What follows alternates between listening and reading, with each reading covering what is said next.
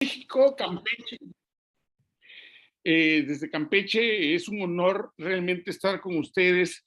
Es la segunda oportunidad que me dan de compartir experiencias con ustedes. Como les dije el primer día, la primera vez que tuvimos la oportunidad de convivir, yo soy un clínico, realmente me gusta mucho la clínica, aplicarlo, la investigación de otros, de grandes investigadores, aplicarlas en la clínica y desarrollarla, compararla y aplicarla en la consulta diaria. Yo me dedico exclusivamente a la endodoncia y a la docencia. Sí es cierto que guiamos tesis, guiamos algunas investigaciones, pero mi fuerte es lo clínico, ¿no? Entonces vamos a compartir estas experiencias, vamos a compartir lo que nos ha funcionado y lo que nos ha fracasado en el consultorio, porque creo que definitivamente lo que más nos hace crecer siempre, muchas veces son los propios errores, los propios fracasos nos hacen crecer y nos hacen salir adelante en otras circunstancias similares o iguales, ¿no?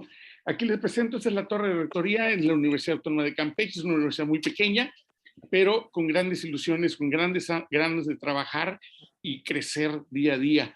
Lo que sale en primer plano es el triángulo de luz que significó cuando cumplimos 50 años como universidad, y al fondo se ve la torre de rectoría. A ver, déjenme, no está, a ver, no está jalando, ok, sí, vamos a ver factores del éxito en endodoncia. Cuando estuvimos en la etapa administrativa en una universidad, que no podemos ocultarlo, somos universidades pequeñas, pero con muchas ganas de crecer, como les dije al principio. Entonces tratamos de crecer muchísimo, dándole lo mejor a nuestros alumnos. Y siempre hablábamos de darles que si un radiovisógrafo, que si localizadores de APS digital, que si tomografía, todo lo indispensable, pero nuestro pensamiento siempre decíamos, tenemos que enseñar al alumno a caminar antes de correr, antes de emprender una carrera a toda velocidad.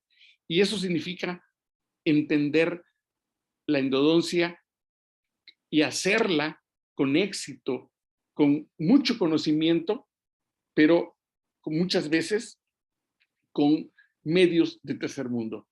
¿Y por qué me refiero a eso? Porque tenemos que, nos vamos a ir a lo básico de la endodoncia, a lo mucho que tenemos que cuidar cuando hacemos un tratamiento de conductos radiculares. Por ejemplo, ¿cómo medimos el éxito en endodoncia? Siempre decimos, bueno, que quede bonita la endodoncia, bien sellada, sí, efectivamente es su parámetro, pero el mejor juez de que una endodoncia, un tratamiento de conductos radiculares tuvo éxito, no hay ningún mejor juez que el tiempo. Y el tiempo nos va a decir si nos equivocamos o tuvimos éxito al interpretar absolutamente todos los detalles de un diagnóstico de nuestro paciente, de nuestro órgano dentario que vamos a tratar.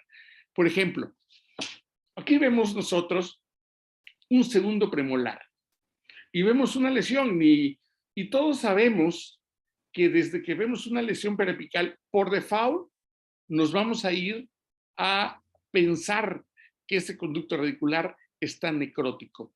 ¿Por qué? Porque la única causa, el único factor etiológico que ocasiona una lesión periapical es la necrosis pulpar del conducto radicular. Pero hay que ver más allá en una radiografía. ¿Qué nos está marcando esta radiografía? Efectivamente, nos está marcando una lesión periapical, pero nos está diciendo, nos está informando que tenemos un conducto accesorio. No solamente tenemos el conducto principal, tenemos un conducto accesorio. ¿Por qué no los dice? Porque tenemos que leer la radiografía y la radiografía, vean cómo la lesión periapical no aparece únicamente en tercio apical, a nivel periapical, sino aparece también en tercio distal, disto apical. Vean cómo inicia aquí toda la lesión. Esto, desde que leemos nuestra radiografía, desde que hacemos nuestras pruebas diagnósticas, desde que planeamos nuestro tratamiento, sabemos que nos enfrentamos a un conducto accesorio, con una comunicación bastante fuerte con el parodonto. Entonces, ¿vamos a modificar nuestro tratamiento? No, simplemente vamos a tener más cuidado en algunas fases, como es la irrigación del conducto radicular, porque si bien es cierto que hay alguien, y me ha tocado ver, que dice que pueden limpiar ese conducto con una lima, mis respetos, yo la verdad siempre he pensado, en la clínica tenemos 30 años trabajando la endodoncia, exclusivamente la endodoncia, y yo les puedo decir, y sin temor a equivocarme, que difícilmente vas a poder meter una lima en ese conducto, y si llega a caer la lima en una ocasión, dale gracias a Dios. No hay más, no vas a poder hacer una instrumentación, difícilmente vas a poder limpiar ese conducto con únicamente la instrumentación mecánica. Tenemos que ayudar a esa instrumentación mecánica. ¿Cómo? Pues con irrigación, usando los irrigantes adecuados, usando el EDTA para permeabilizar las paredes, elevando la temperatura del hipoclorito de sodio, usando la clorexidina, y a la hora de la obturación, hacer fluida la gutapercha para poder darle al organismo la eliminación de las bacterias, de la eliminación de dónde procede ese proceso infeccioso. ¿De dónde procede ese infeccioso? Lo hemos dicho, de la necrosis pulpar.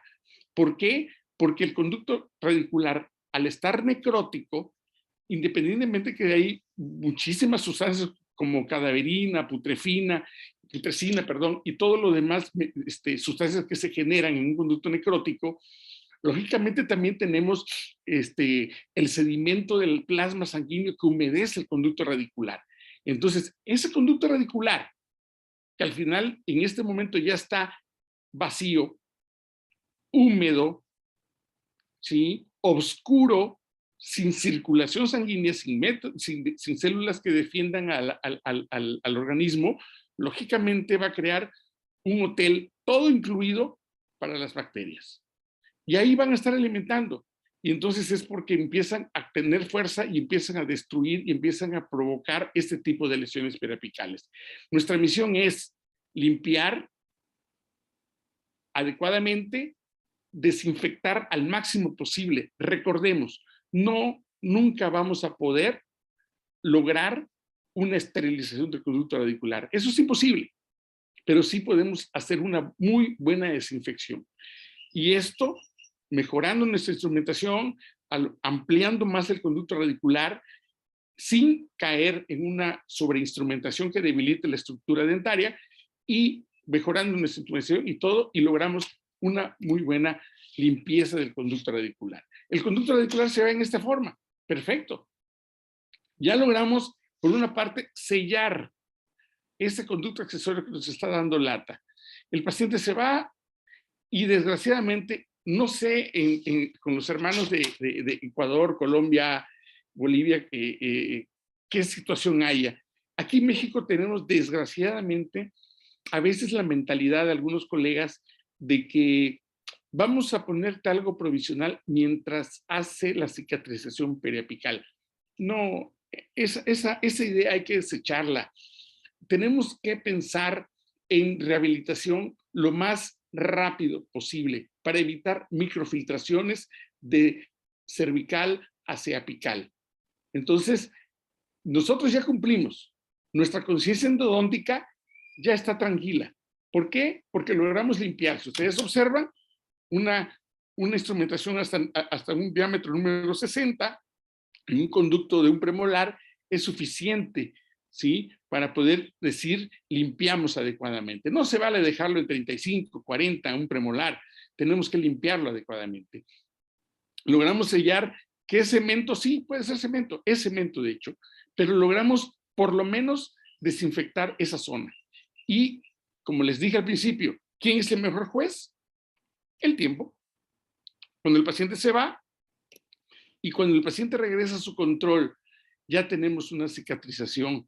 Quizás falta aquí un pequeño 20% de cicatrización, quizás, pero lo que me preocupa, y desgraciadamente, no puedes ir con el referidor y decirle, oye, la estás regando, ponte, no, se toma muchas veces profesionalmente, muchas veces no todos lo toman a bien, pero no es posible que le pongas una resina, entre comillas, provisional a esperar que cicatrice. Aquí ya pasaron unos 6 meses, porque es el segundo control, ya tenemos la cicatrización, pero aquí esto nos puede provocar microfiltraciones y conducirnos a un fracaso. Desde el punto de vista endodóntico, como les dije, nuestra conciencia, tranquila, pero hasta ahí, ¿ok? Y la base principal del éxito es el diagnóstico. Y si bien es cierto, todos hemos leído a muchos autores, hemos leído a Cohen, a Walton, a La Sala, a Canalda, al que ustedes me quieran decir, al doctor Ingle, a muchísimos autores que hay de reconocidísimo prestigio, y todos hablan de una clasificación de enfermedades pulpares que, si bien es cierto, y lo aclaro, sí existen. Yo no digo que no. Yo no soy nadie para rebatir a los grandes investigadores que se matan en el laboratorio muchísimo tiempo. Yo nomás aclaro que desde la práctica clínica nos tenemos que enfocar a lo que nos encontramos en nuestra práctica, en la clínica, en lo real, en la vida real, por llamarle de alguna manera. Y ahorita les voy a aclarar por qué les digo esto. Y no olvidemos que para ello las funciones de la pulpa son fundamentales. Una de las principales funciones de la pulpa que son muy importantes para nosotros desde el punto de vista endodóntico para el diagnóstico, no digo que la inducción, formación y nutrición no sean importantes, por supuesto que sí, pero una de las principales es la defensa. ¿Por qué la defensa? Porque nunca hay que olvidar que a lo largo de nuestra vida la pulpa siempre va a estar trabajando, produciendo dentina de reparación, siempre va a estar produciendo protección para la pulpa. Si bien es cierto, como le digo a mis alumnos a veces, jóvenes, difícilmente puedes decir que una Lima 15 es la primera que trabaja. Oiga, pero es que se traba. Sí, permíteme. Sí está haciendo tracción, pero si tú logras analizar con los dedos, porque los endodoncistas no vemos lo que hacemos, lo sentimos con los dedos, vemos con los dedos, entonces te vas a dar cuenta que esa tracción, eso que tú estás, esa pequeña interferencia que tú estás sintiendo, no está a nivel apical, está en tercio cervical. Y no es que el conducto esté obstruido, no, no, no. Lo que pasa es que la pulpa a lo largo de la vida está produciendo dentina y provoca sinuosidades dentro del conducto radicular. Cuando logramos eliminar primero que nada esas sinuosidades, entonces vamos a encontrar nuestra primera línea de trabajo. La primera línea de trabajo es la que hace tracción a nivel apical. Y consideremos que nunca va a ser una 15, a menos de que sea un paciente demasiado adulto o un paciente de la tercera edad que ya tenga, por la edad misma, lógicamente, disminución de la luz del conducto radicular. Y otra cosa importantísima que tenemos que tomar en cuenta es la inervación. Recordemos que la pulpa dentaria está inervada por fibras sensitivas alfa, A delta, perdón, y fibra C. Las fibras A son las de reacción inmediata, son las fibras mielínicas, son las que transmiten la información y el impulso inmediatamente. Pero las fibras C son amielínicas. Recordemos que las fibras amielínicas son de conducción lenta y que cuando esas están afectadas es porque ya la pulpa dentaria está suficientemente lastimada, lesionada, inflamada para poder catalogarla como una irreversibilidad. ¿Ok? Porque las pulpas C, recordemos, están única y exclusivamente en la pulpa dental. ¿Ok? Esta es nuestra facultad, como les comentaba, es una facultad muy pequeña, pero bueno, con muchas ganas de crecer. Ahorita ya como decían ustedes mismos hace ratito, nosotros igual estamos a punto de regresar a 100% presencial, estamos regresando a un 70-80%, pero ahí vamos con nuestros alumnos, ¿no? Entonces, lo que les decía, podemos haber leído a muchos autores y podemos habernos encontrado muchísimas clasificaciones. Yo nunca voy a poder debatir que exista una pulpitis ulceroso necrosante, como habla, por ejemplo, el doctor Ángela Sala, como hablan muchos autores de muchísimas clasificaciones. Sí las existen, yo no digo que no, pero en la clínica, en la práctica del día a día, como dicen por ahí, en la vida real, no podemos decirle al paciente, a ver, permítame, le voy a tomar una biopsia, voy a ir al laboratorio de patología, voy a ver en qué condiciones está su pulpa y yo le hago el tratamiento. No, tenemos que actuar y tenemos que diagnosticar y nos va a decir, y esto es un artículo quizás viejo, pero para mí en lo personal muy especial. ¿Por qué? Porque nos habla de una clasificación de los estados de la pulpa únicos en la clínica. Pulpa sana, reversible, irreversible y necrosis. Que el punto de división de la pulpitis irreversible es muy delgado, sí, sí es verdad. Y que la necrosis nos puede dar sensibilidad al frío y al calor, también es verdad. Recordemos, las fibras sensitivas son las últimas en degenerarse en un proceso necrótico, en la dentadura adulta. Estamos hablando de pacientes adultos. Entonces, una necrosis nos puede responder al frío, sí. Por eso le digo a los alumnos siempre, anestesien siempre. Es que está necrótico y es que no tiene ninguna, está totalmente cariado, ya no tiene nada, hay que hacerle todo. Sí, estoy de acuerdo contigo. Pero muchísimas veces también puede pasar que aíslas, metes tu lima y el paciente brinca de dolor. ¿Por qué? Porque hay alguna fibra sensitiva allá arriba. Son las últimas en degenerarse y siempre hay que anestesiar. Es una de las de los grandes retos de la odontología, hacer de la odontología una práctica sin dolor. Siempre estamos comparados, siempre hablamos de que la persona cualquiera que ustedes me quieran decir, le dices vas al dentista, lo asocia con dolor. Tenemos que eliminarlo. Y para ello, usemos la anestesia, no tengamos miedo. Para eso está. Tenemos que usarla. Yo la única que no anestesio es a mi suegra para que le duela. No, no es cierto. Entonces, una de las principales alteraciones que tenemos, la primera alteración que tenemos es una pulpa sana, no hay ningún problema. No tenemos más que quitar el factor irritante y sabemos perfectamente que en una pulpitis reversible, lo único que la reacción del dolor es un dolor localizado, únicamente ante estímulos y de muy poca duración. Entonces vamos a localizar el factor etiológico, que puede ser una carencia incipiente, un pequeño desajuste, una caída inclusive de una amalgama o de una resina, una restauración, una corona, lo que ustedes quieran decirme, siempre y cuando el tiempo al que se cayó hubo la restauración va con el odontólogo, es muy poco el tiempo. Eso significa que podemos tener una muy buena reacción todavía como pulpitis irreversible. Pero si el tiempo ya pasó y la edad del paciente también es adulta, tenemos que valorar inclusive la presencia de una inflamación crónica que pudiera degenerarse en una necrosis, en una pulpitis irreversible.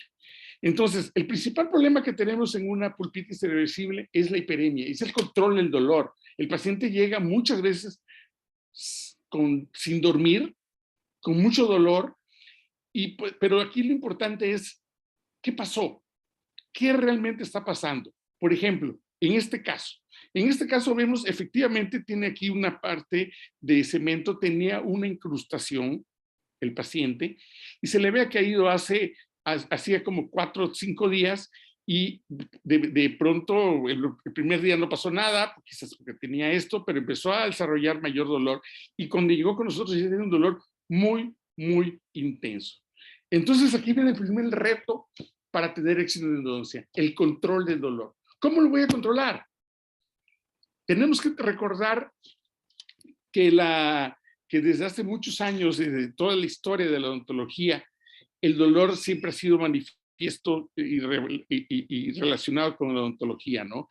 Grabado en marfil habla de que el dolor se creía que era un castigo maligno, que había demonios dentro de los dientes y todo esto.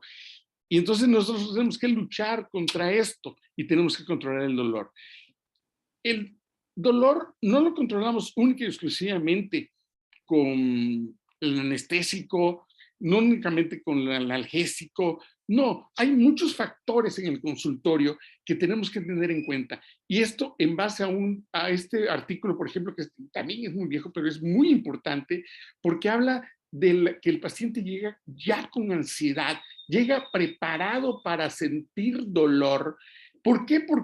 Porque la vecina, por la tía, la comadre le dijo, vas al dentista, uy, te va a doler, uy, que no sé qué. Y si pasó la noche sin dolor, imagínense cómo llega el paciente. Entonces, vamos a ayudar a eliminar ese factor de dolor. ¿Cómo? Esta es la imagen general que tiene la gente de nosotros. Dolor, gritos, y a lo mejor tienen razón, a lo mejor, pero porque nosotros hemos creado esa situación y estamos a tiempo de revertir esa situación. ¿Cómo? Simple y sencillamente, les pongo este ejemplo. Si ustedes ven esta imagen, ¿qué piensan de esa imagen? Pues me da miedo, veo oscuridad, veo una bruja, veo...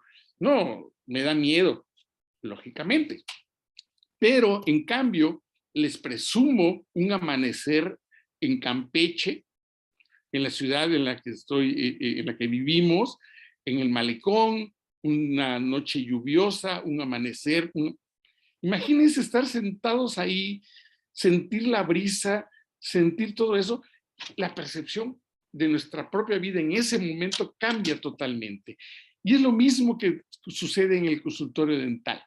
En el consultorio dental yo no entiendo cómo actualmente, no sé en sus países, muchos colegas y muchos alumnos, yo en la clínica sí les digo que no, sí les puedo decir que no, pero y en su consulta, pues cada quien hace lo que considera eh, exitoso, ¿no? Entonces, veo a los alumnos llegar con guantes, con cubrebocas negros, con guantes negros, con gorro negro.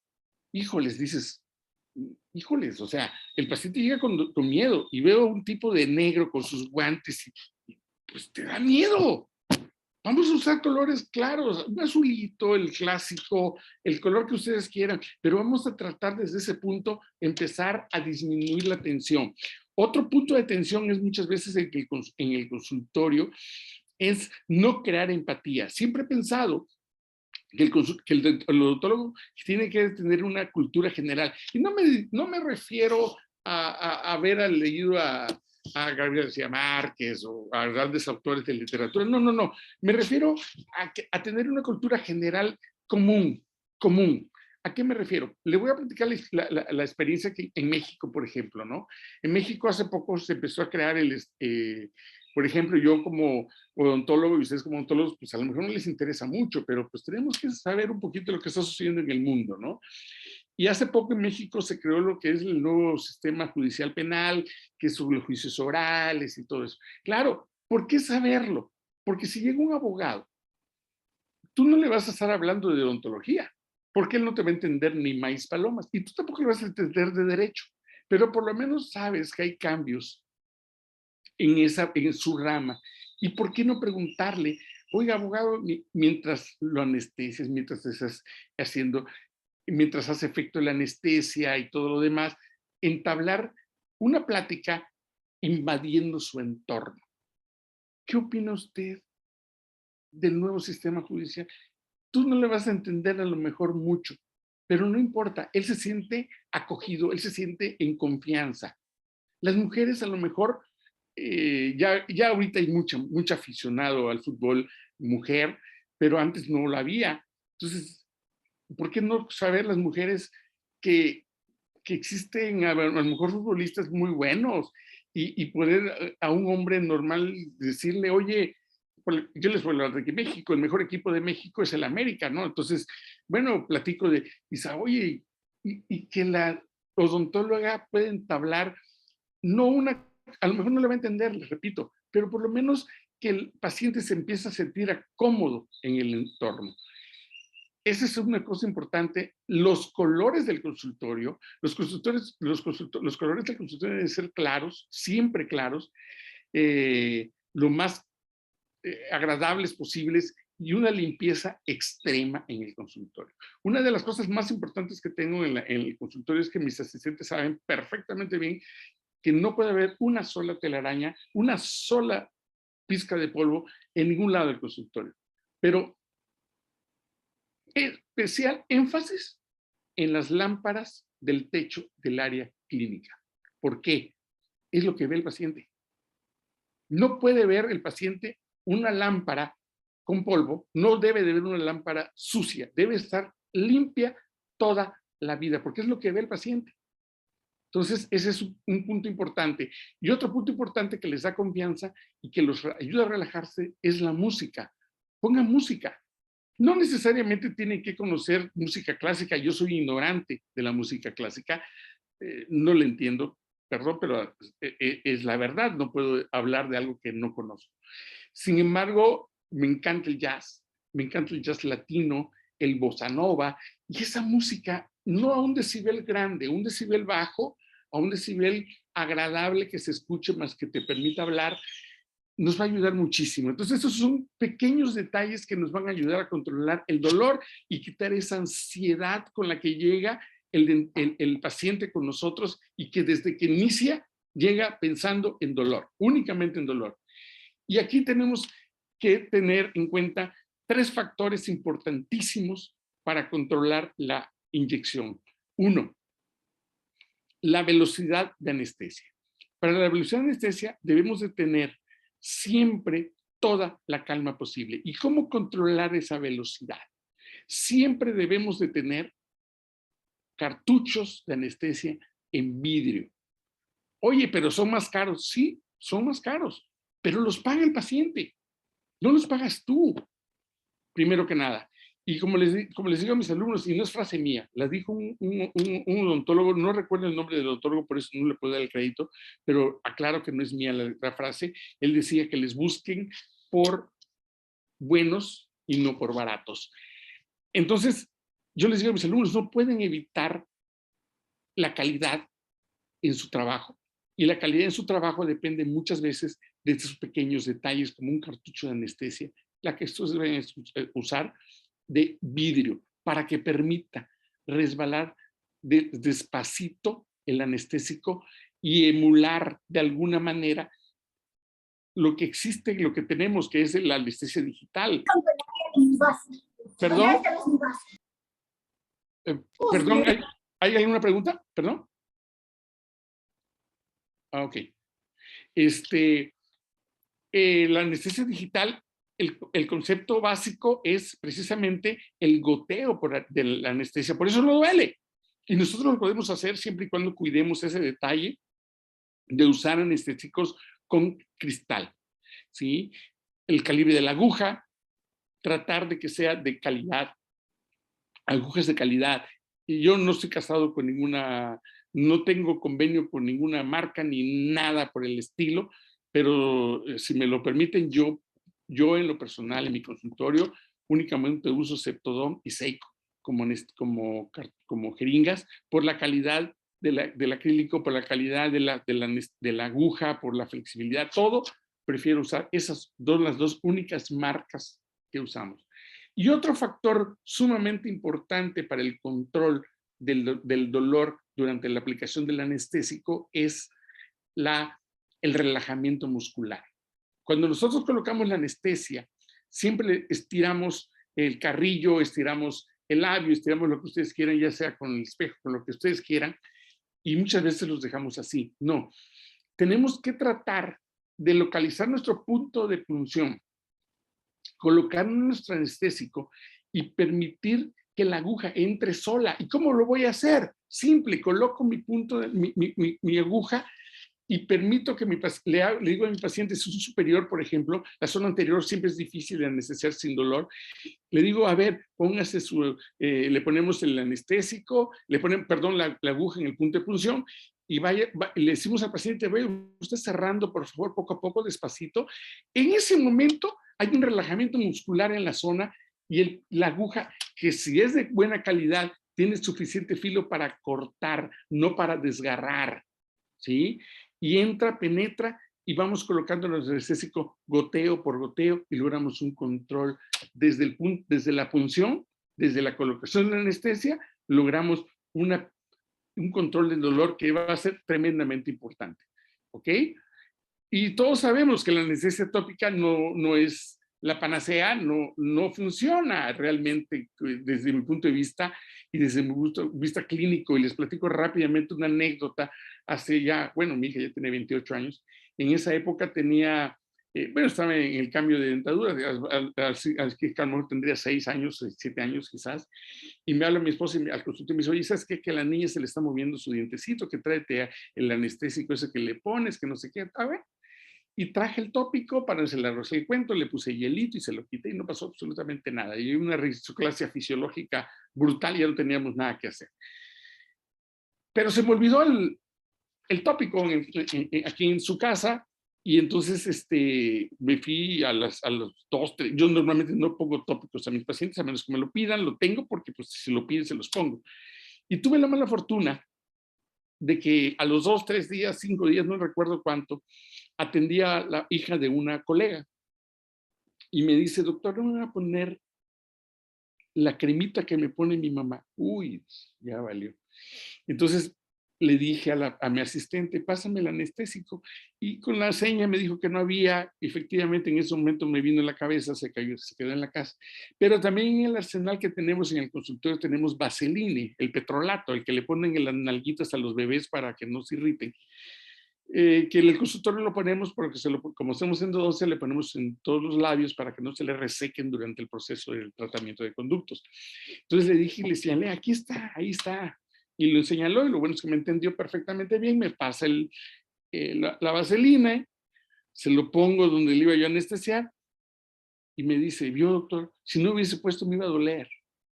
Entonces, realmente demostrado para mi punto de vista en la clínica que el tópico no es gran problema.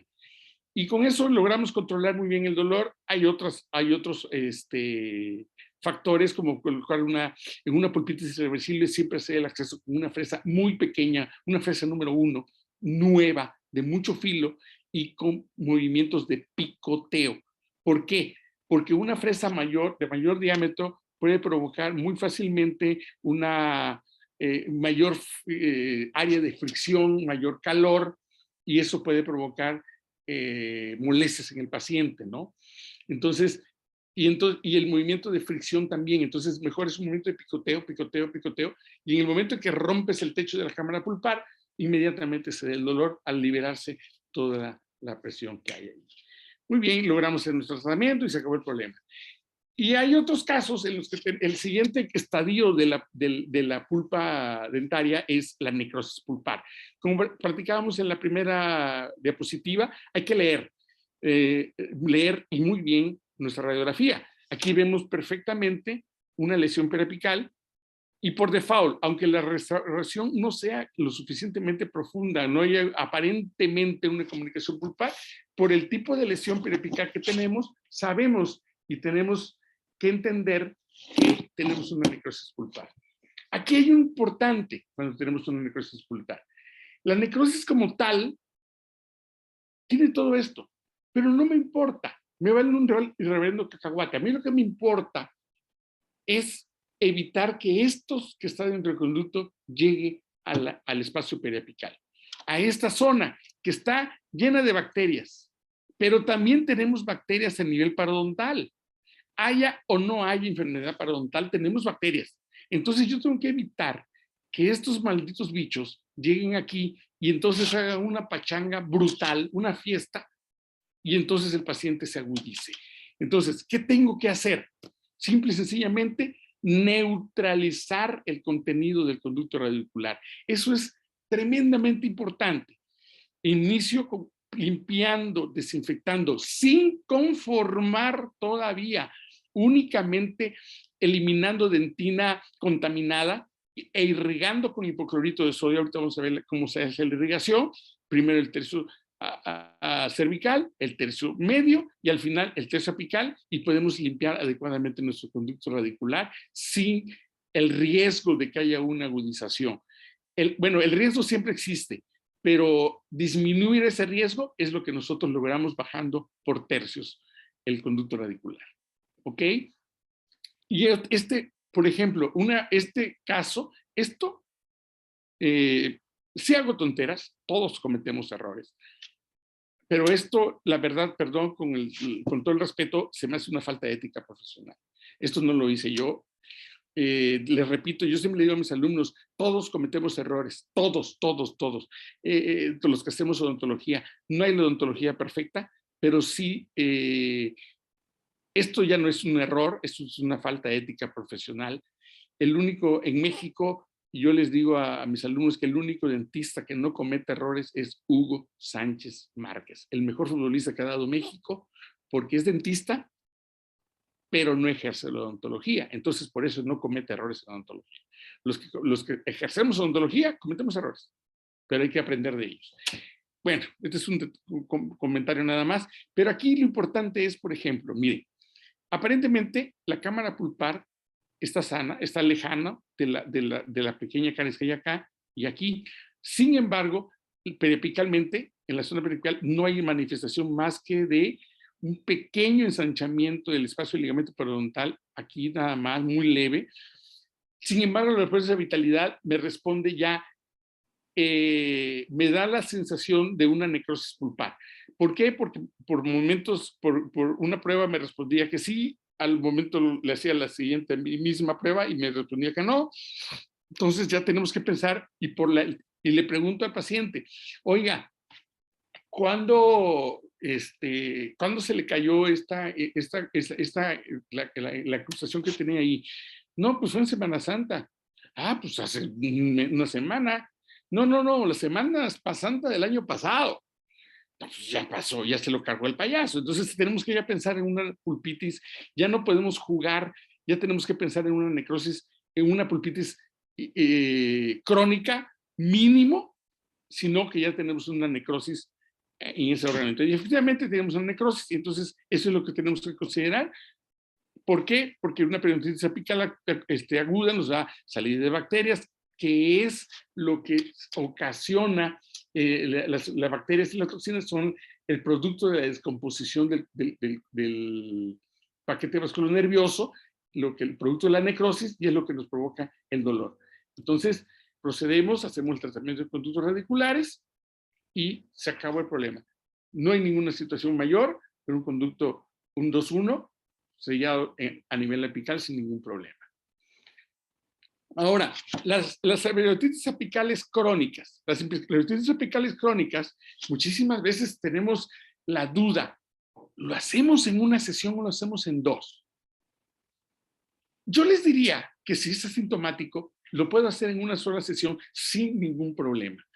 Eso se los voy a agradecer, se los voy a recomendar muchísimo. El 98-99% de los casos en mi consultorio dental, en mi consultorio, los hago a una sola sesión. Y no porque sea yo Juan Camaney, no.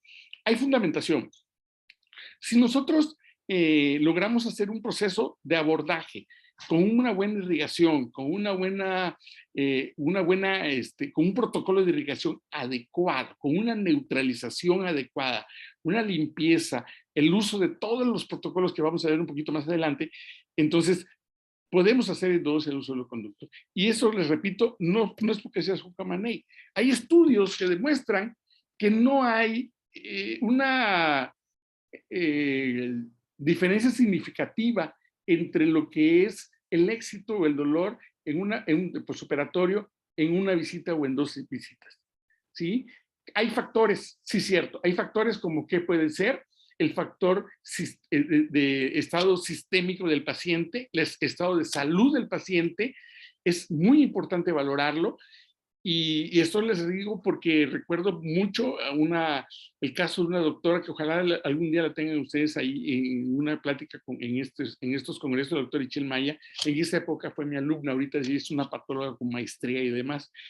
Y en esa ocasión yo siempre le digo lo que les estoy diciendo a ustedes, ¿no? Podemos hacer endodoncia en una sola sesión, sí, y si tiene fístula, también. También la podemos hacer en una sola sesión. Abrimos el conducto y lo drenamos. Sin embargo, la paciente se agudiza, no voy a profundizar más porque el tiempo me está empezando a ganar. Y analizando la historia clínica nos damos cuenta que el problema era el estado sistémico de la paciente. La paciente, al final del camino, una paciente pues, de escasos recursos, el esposo alcohólico, golpeador, ella tenía que trabajar lavando ropa, una historia para una novela de televisión, ¿no? Y eso no, desgraciadamente no lo tuvimos en cuenta, lo pasamos por alto y se nos agudizó el paciente. Pero bueno, en general podemos hacerlo en una sola sesión, sin ningún problema, obturamos y no pasa absolutamente nada. ¿Ok?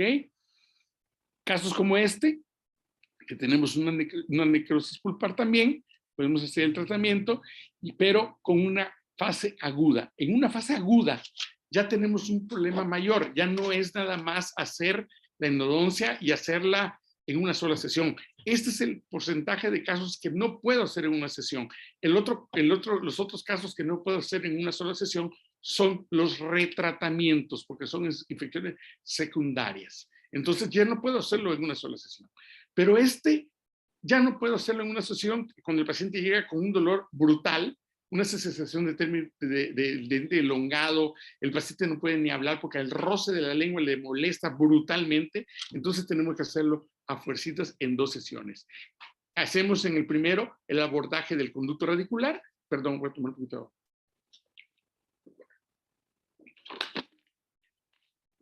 Hacemos el abordaje del conducto radicular y colocamos apósito de hidróxido de calcio.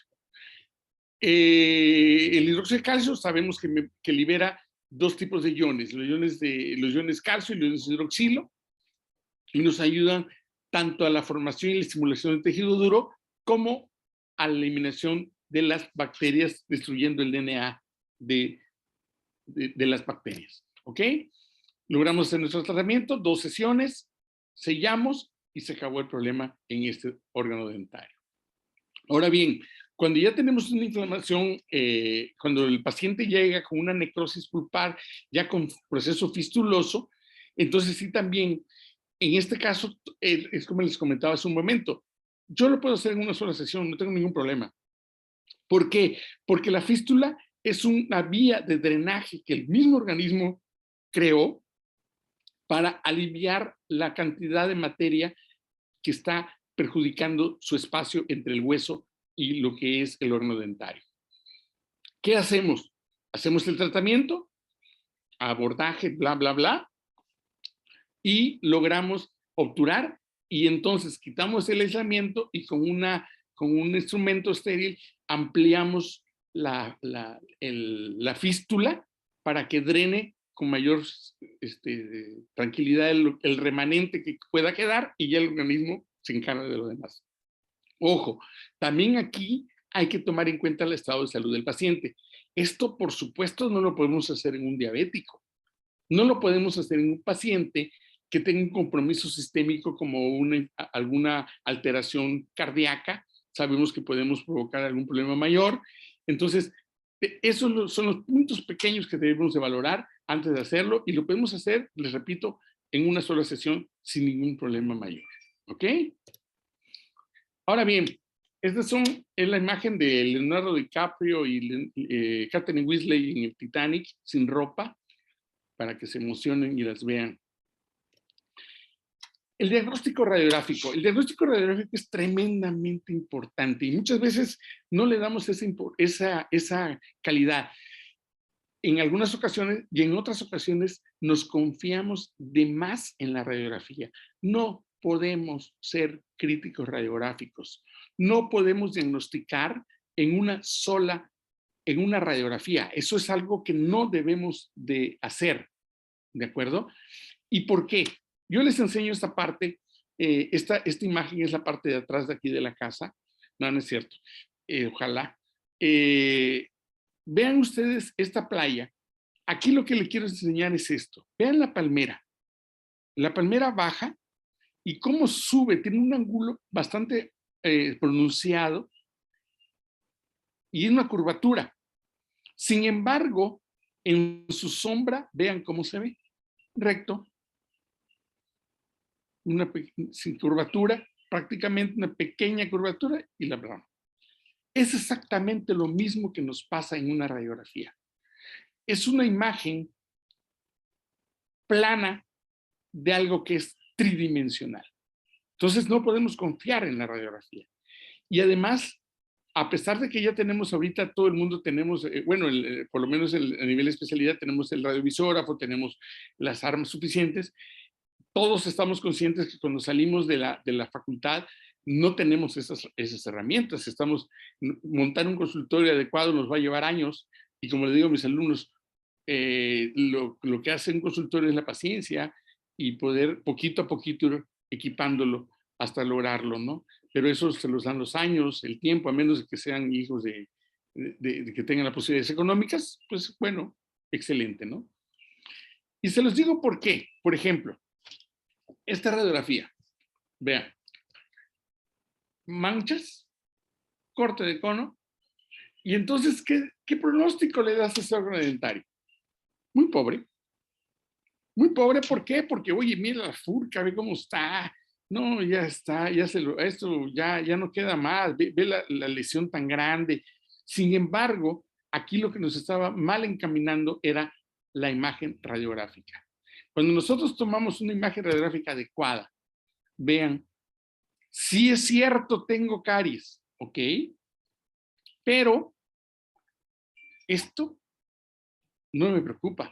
Esto lo preparo con una radiografía, lo preparo con un buen tratamiento de conductos radiculares y esto me lo va a reparar. ¿Ok? Y quién, como les dije, el mejor juez es el tiempo. Así terminamos el tratamiento, eliminamos corona y dices, oye, pero es que me dijiste que tienes que limpiar adecuadamente el nivel apical y aquí lo veo delgado. Sí, delgado aparentemente. Por eso les digo, no podemos ser críticos radiográficos. Recordemos la anatomía. La anatomía del molar, de las raíces del molar, son aplanadas mesiodistalmente. Y yo puedo haber instrumentado a 40, 45, 50 a nivel apical, que es una muy buena limpieza, dependiendo de la primera línea de trabajo con la que iniciamos, y lograr limpiar adecuadamente nuestro conducto radicular. Pero eso no lo sabe más que el operador, el que hizo el tratamiento de conductos radiculares, ¿no? Entonces, aquí se va, ¿ok? Y cuando llega nuestra consulta a su control, hay una reparación brutal. ¿Dónde estaba la lesión? Se acabó. Conducto accesorio, obturado y demás. Pero hay una situación. Este órgano dentario está condenado al fracaso. ¿Por qué al fracaso? Porque aquí viene una pregunta muy importante. ¿Quién hace el poste? ¿El endodoncista o el protesista?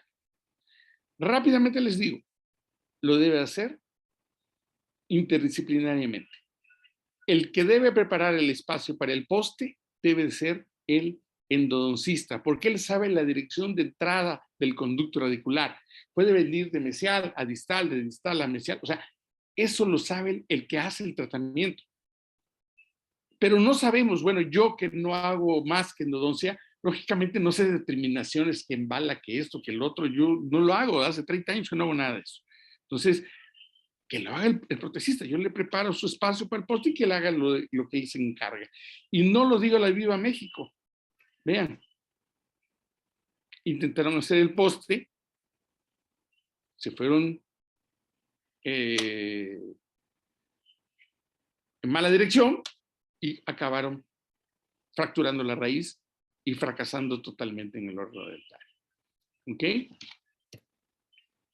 Y aquí la práctica tiene muchas cosas más, pero ya el tiempo me ganó. Voy a tocar estos puntos que son importantísimos y nada más para no entorpecer mucho la organización del Congreso. Les decía, vemos aquí una lesión periapical y digo, híjoles, necrosis vulvar. Usamos localizador, determinamos el CDC y ahí nos vamos a trabajar. Y cuando nosotros tomamos radiografía de cono, es cuando les digo, no podemos ser críticos radiográficos. Observen. ¿Qué dirían ustedes, la gran mayoría de todos nosotros? Yo lo diría quizás igual. Oye, estás corto, güey, te falta todo esto.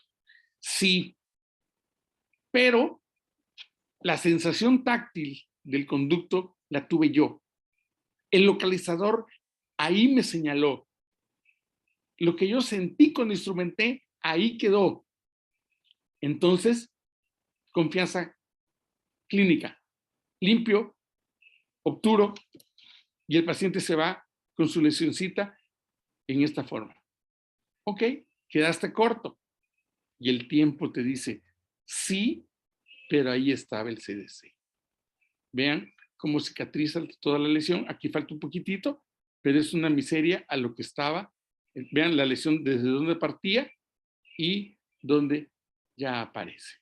Mínimo, falta todavía la cicatrización. Desgraciadamente los pacientes se pierden con la pandemia aún más, pero bueno, ahí estamos, ¿no? Estos casos, por ejemplo, dices, oye, te quedaste corto aquí, güey, y aquí te pasaste. No, permíteme. Eso es lo que yo sentí. Y el tiempo también me lo da. Vean la cicatrización sin ningún problema. ¿Ok? Muy bien. Bueno, el tema, les repito, tengo una plática, desgraciadamente da para mucho más. Yo quiero respetar el tiempo de los organizadores. Pues lo poco que vimos, si tienen alguna pregunta, estoy a sus órdenes.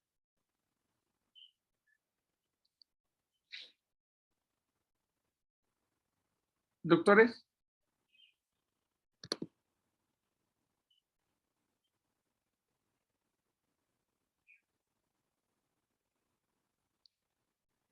Sí.